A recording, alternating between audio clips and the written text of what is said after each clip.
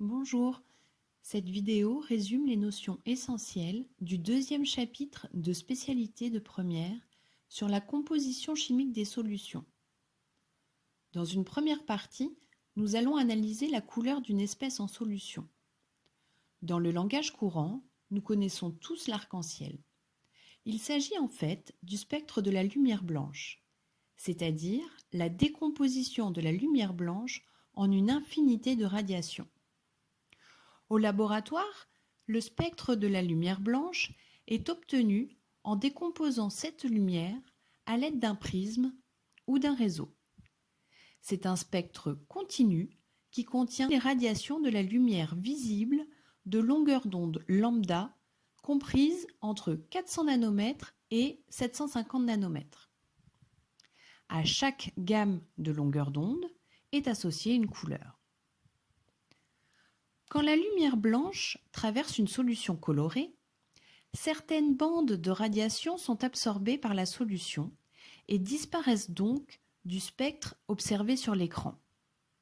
Ici, on constate que cette solution absorbe principalement dans le vert. Le spectre obtenu est un spectre de bandes d'absorption. La gamme de longueur d'onde manquante dépend de la nature de la solution étudiée. En effet, les radiations absorbées ne sont pas toujours les mêmes.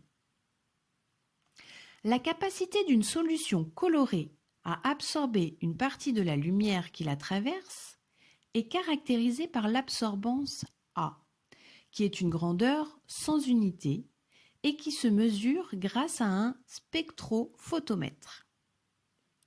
Le graphique, qui représente l'absorbance A de la solution en fonction de la longueur d'onde lambda de la radiation lumineuse qui traverse la solution, est appelé le spectre d'absorption de la solution colorée. Ici, vous avez le spectre d'absorption du permanganate de potassium. Il correspond au spectre de la lumière transmise ci-dessous. La partie de la courbe de forte absorbance correspond à la zone de radiation manquante sur le spectre de la solution colorée.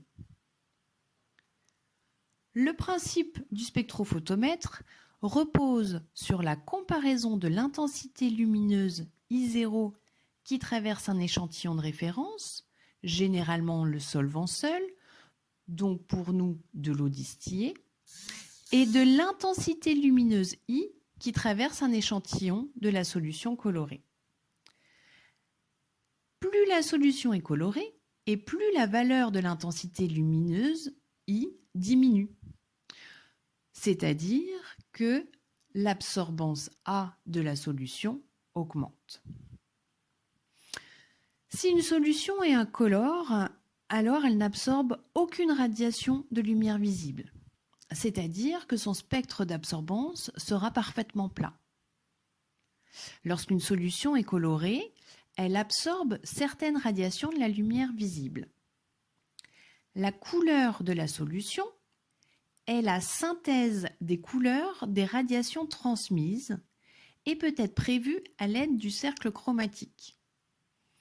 Celle-ci correspond à la couleur complémentaire de la couleur des radiations absorbées situées en vis-à-vis dans le cercle. Prenons un exemple pour mieux comprendre. Ici, la solution absorbe majoritairement dans le bleu et dans le rouge, c'est-à-dire dans le magenta. La couleur de la solution est la couleur complémentaire de la couleur absorbée, c'est-à-dire que la solution va paraître verte. Attention, il y a des erreurs à éviter.